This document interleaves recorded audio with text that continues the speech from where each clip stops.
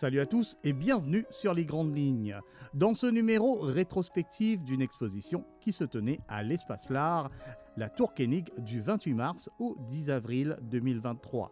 Assemblée sous le titre Art chrétien, cette exposition proposait au public une série de 19 bas-reliefs signés Emmanuel Richon, que vous connaissez peut-être aussi comme le conservateur du Blue Penny Museum. Ces créations aux motifs géométriques s'inspiraient du chemin de croix, en latin Via Crucis, le parcours du Christ vers la crucifixion selon le Nouveau Testament. 15 de ces bas-reliefs étaient un résultat d'un projet antérieur, étant des modèles destinés à être moulés et coulés dans du béton pour une commande.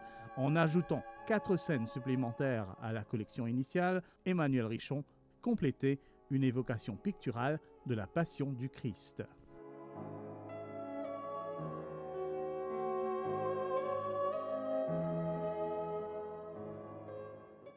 Au départ, c'était une commande. Le père Devassi voulait faire un chemin de croix en extérieur, c'est-à-dire d'accès libre, qui n'existe pas à Maurice.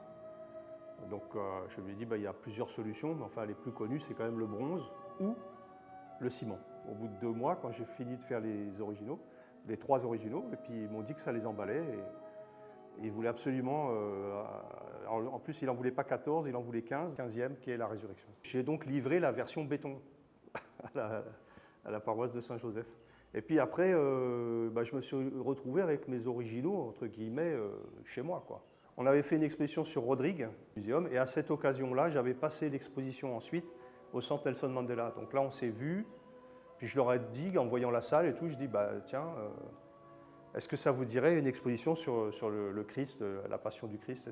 Et pour l'instant, ça n'a pas de caractère votif d'ailleurs, hein. C'est d'ordre esthétique, d'ordre émotionnel.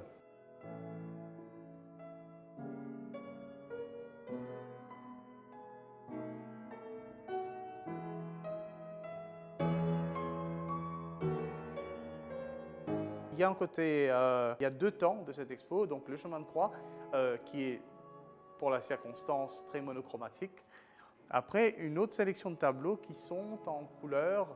J'avais fini le chemin de croix, donc les 15 stations qu'on m'avait demandé. Et puis je sais très bien que dans la tradition picturale occidentale, il y a des thématiques qui touchent à la passion du Christ, mais qui ne sont pas dans le chemin de croix. Dans le chemin de croix, je dirais, canonique, officiel, quoi. Donc, par exemple, la descente de croix, c'est un classique de l'art chrétien. Le corps du Christ qui descend, donc il y a toute cette cascade de corps et de corps qui portent le corps du Christ. Donc c'est repris des dizaines et des dizaines de fois par les artistes occidentaux, et ça me plaisait. Et puis après, il y avait d'autres thématiques, comme par exemple le Christ au Mont des Oliviers, c'est pas dans le chemin de croix, mais quand même, ça fait partie de l'ensemble de ce qui est autour de la Passion, quoi. Et ensuite, il y avait la Sainte Seine aussi, évidemment. La Sainte Seine, c'est le jeudi saint, donc quand le Christ se réunit avec les apôtres, et puis il y a ce fameux Last Supper, qui est représenté des centaines de fois par des artistes de tous les temps, quoi. Et c'est pas dans le chemin de croix. Et à la fin, j'ai fini aussi avec les pèlerins d'Emmaüs, justement parce que j'aimais bien l'idée que les pèlerins d'Emmaüs, c'est pas des saints non plus, c'est pas des apôtres, mais c'est des gens qui aimaient le Christ. Et donc ils sont extrêmement tristes, ils sont sur la route et ils le croisent, mais ils ne savent pas que c'est lui. Et ce que j'aime bien dans Rembrandt, par exemple, les pèlerins d'Emmaüs par Rembrandt, c'est qu'à un moment donné, c'est presque abstrait justement, c'est-à-dire que c'est le Christ qui est une ombre, puisqu'ils ne l'ont pas reconnu, mais il les éblouit d'un seul coup. Et là, il y a une sorte de stupeur, parce qu'ils tombent en arrière comme ça, et ils disent, mince, c'est lui, quoi. Donc,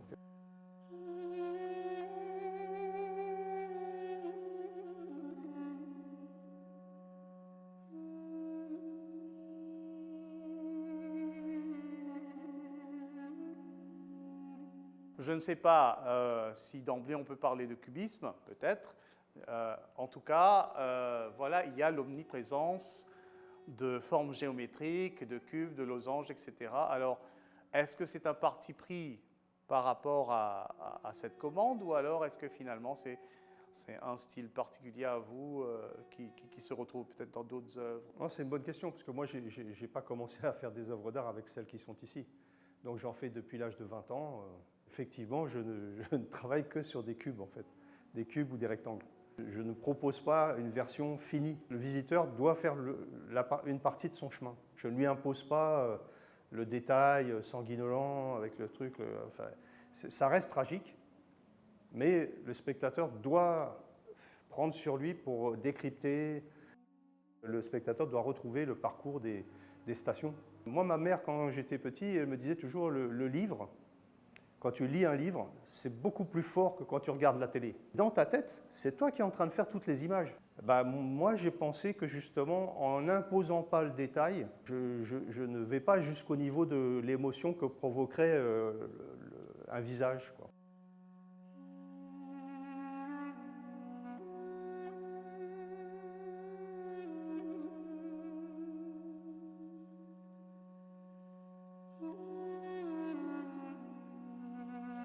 Cette passion, elle a été illustrée par tellement de grands maîtres de la peinture.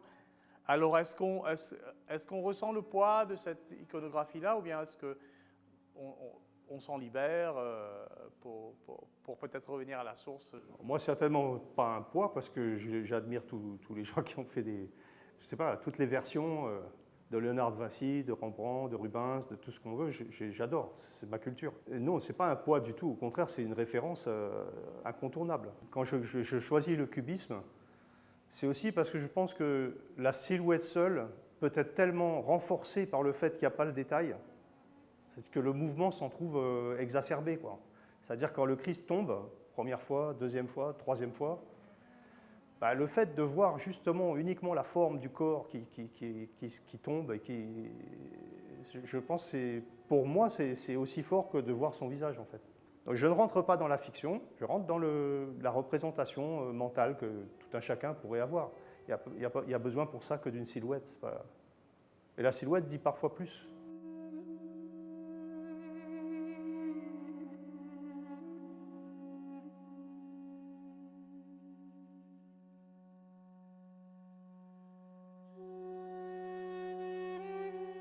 La vocation justement des représentations du chemin de croix, j'imagine, sont destinées à susciter de l'émotion. Quand on travaille avec un bas-relief, justement avec un style aussi sobre, aussi épuré, presque minimaliste, est-ce que c'est un défi de pouvoir insuffler ces mêmes émotions?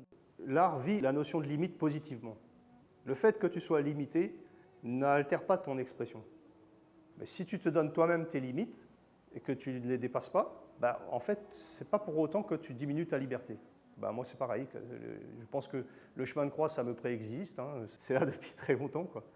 Et notamment depuis le Quattrocento, bon, c'est omniprésent dans l'art occidental. Cette tradition de la représentation religieuse, elle existe en Occident et moi, j'en fais partie. Donc, je donne ma petite version, quoi.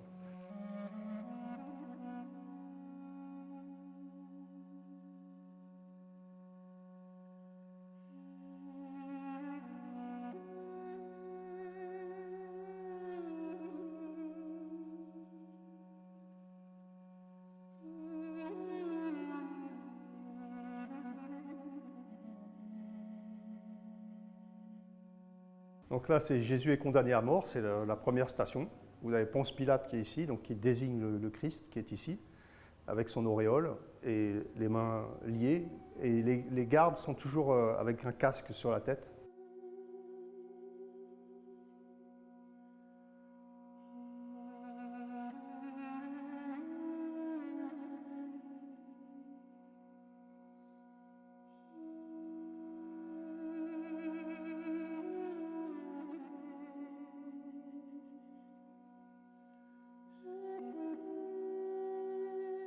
Jésus est chargé de sa croix. Donc là, il s'empare, il est courbé, il s'empare de la croix pour la porter. Et donc, il y a toujours un garde romain à côté avec une lance et un casque.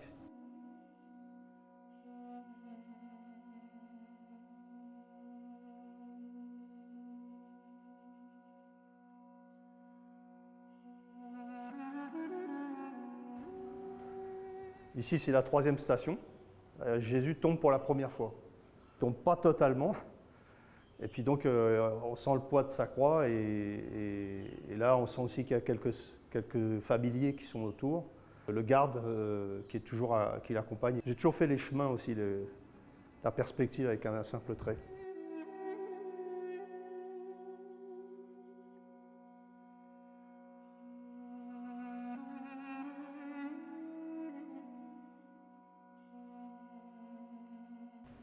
Ici, c'est Jésus rencontre sa mère.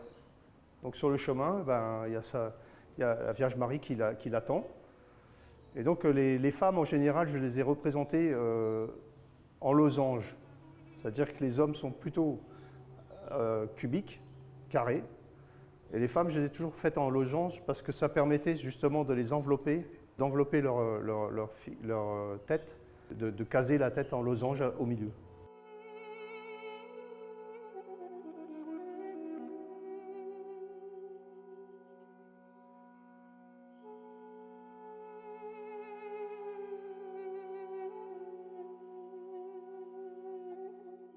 Là, c'est Simon de Cyrène, donc, qui vient aider le Christ à porter sa croix. C'est-à-dire, à ce moment-là, le Christ se déporte sur vraiment le haut de la croix, qui est le plus lourd.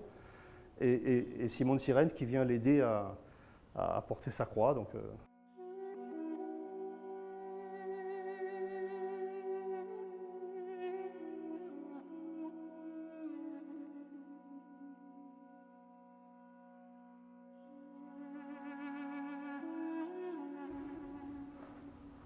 là, c'est Sainte Véronique donc, qui vient pour essuyer le visage du Christ. Voilà, parce qu'évidemment, il est en âge. Il ne faut pas oublier qu'il y avait cette couronne d'épines, donc il a beaucoup de sang aussi. Donc elle vient essuyer son visage.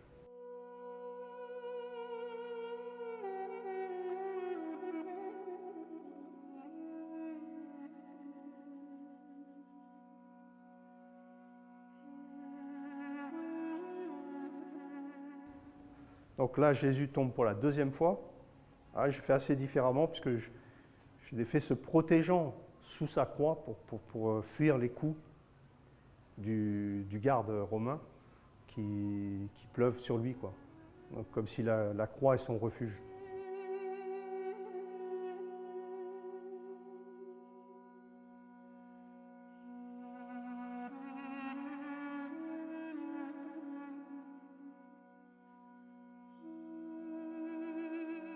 Ici, donc, Jésus rencontre les femmes de Jérusalem qui pleurent. Donc, elles sont là, les femmes de Jérusalem, et lui, il passe la main au-dessus dans le creux de la croix et il la porte. Et toujours le garde plutôt, qui est à côté.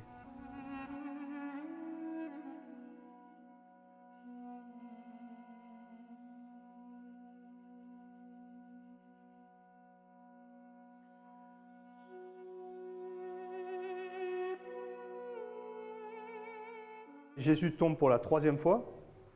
Donc là, je me suis dit, bon, bah là, par contre, c'est, comme on dit en français, il s'est affalé complètement, c'est-à-dire que là, il est sur tout son corps, derrière la croix, qui manque d'ailleurs de tomber sur lui. Bon, on retient la croix et toujours les gardes qui sont là avec leurs lances.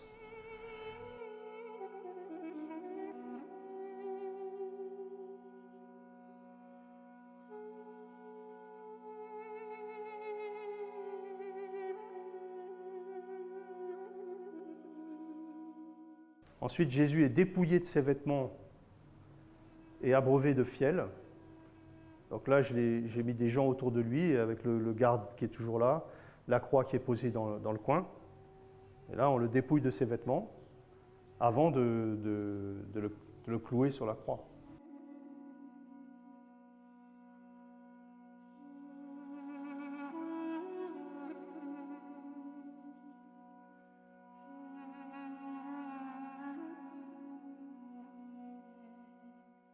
Jésus est cloué sur la croix.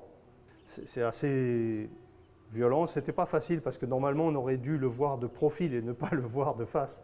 Et donc j'ai fait une espèce de torsion de la croix pour arriver à voir et le Christ et les acteurs qui sont en train de le clouer et dans l'action d'abattre leur massette sur les membres du Christ, quoi. Et là il y a le garde toujours qui est là.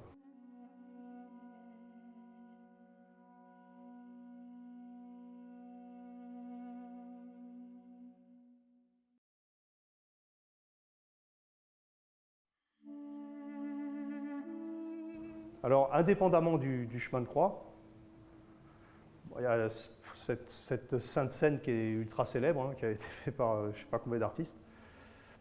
Et donc là, je les ai tous représentés un peu dans l'idée que je me faisais des représentations d'autres dans le passé, c'est-à-dire regroupés autour de la table, tous tournés vers le Christ, qui est à l'auréole, et avec bon, ce partage, puisque bon, il y a peut-être le récipient pour le vin. Et donc là, on voit les simples silhouettes qui s'orientent plutôt de ce côté et de l'autre côté qui s'orientent vers le Christ.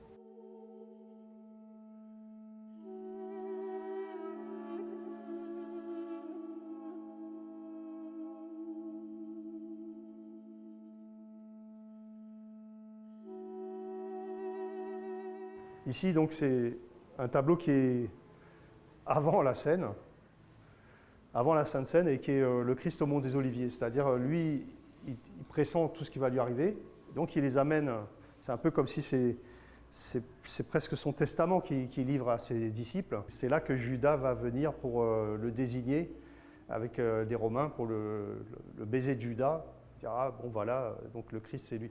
Donc c'est un passage assez épouvantable dans un jardin qui est le Mont des Oliviers, qui est assez connu. Et donc tous les apôtres qui sont là, qui ne sont pas encore endormis.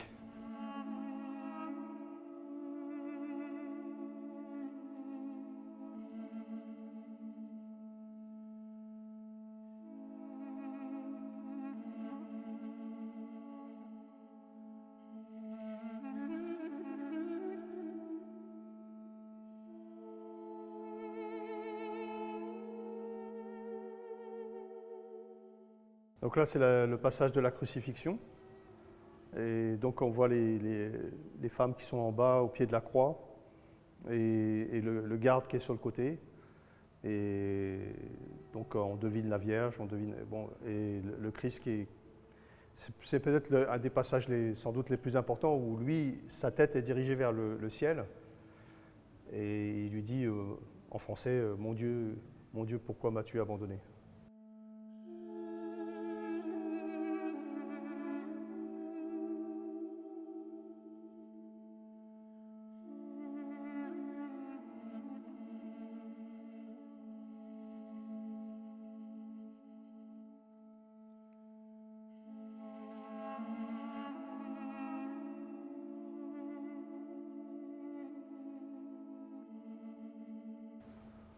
Là, c'est le passage où donc, on appelle ça souvent Mater Dolorosa. En fait, c'est le moment où ensuite on remet le corps du Christ dans les bras de sa maman, donc la Vierge Marie. C'est juste le corps qui est là et puis surtout sa mère qui souffre. On voit d'autres femmes ici aussi. Et là, il n'y a plus de gardien. Et là, j'ai fait juste la croix qu'on devine encore ici. Et puis ce corps qui est là, qui est omniprésent parce que c'est une douleur que n'importe quel être humain peut être capable de comprendre en fait.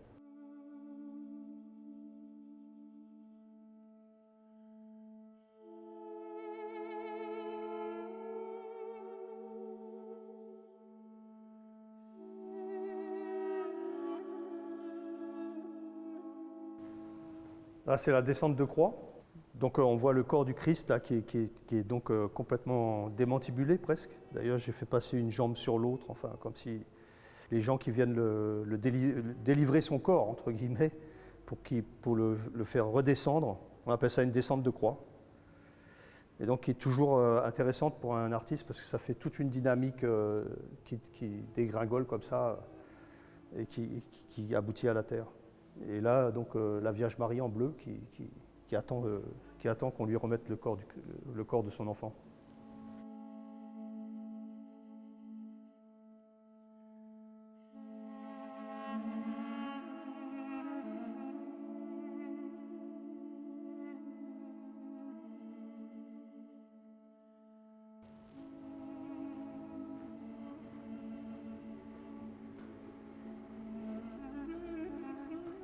Là, c'est le Christ qui est amené au tombeau, donc c'est la mise au tombeau. Et donc, j'ai fait l'entrée stylisée d'un creux dans le tableau.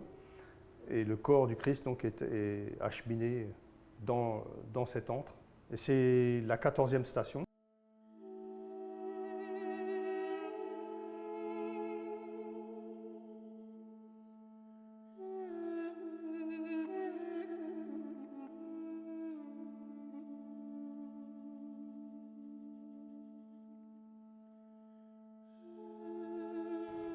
Et donc après, le père Devassi va demander de faire la 15e, où là, au contraire, le Christ n'est pas présent, contrairement à toutes les autres stations.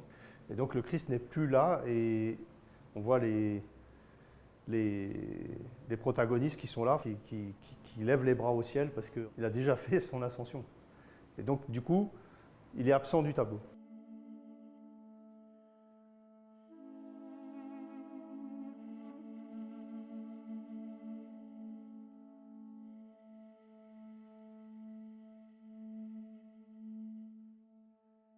Donc là, j'ai ajouté ce tableau qui est en fait une version des pèlerins d'Emmaüs. Alors les pèlerins d'Emmaüs, ce sont des gens qui connaissaient le Christ, qui avaient cru en lui, mais qui sur le chemin croisent le Christ qui est ressuscité, mais ne le reconnaissent pas. Et en fait, après, ils l'invitent à déjeuner. Donc ils sont autour d'une table. Dans toutes les représentations, ils sont toujours autour d'une table. Et en fait, à un moment donné, donc, le Christ se dégage et se montre tel qu'il est, et là, ils le reconnaissent.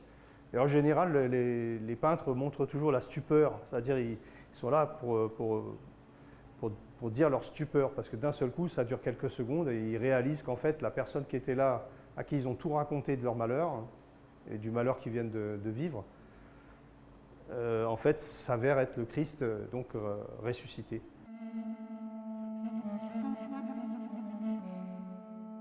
Thématique récurrente à travers l'histoire de l'art de l'Europe, le chemin de croix résonne donc aussi à travers l'art mauricien.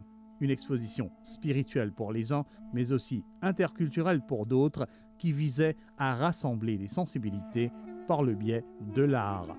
À bientôt pour une prochaine édition. Restez en ligne.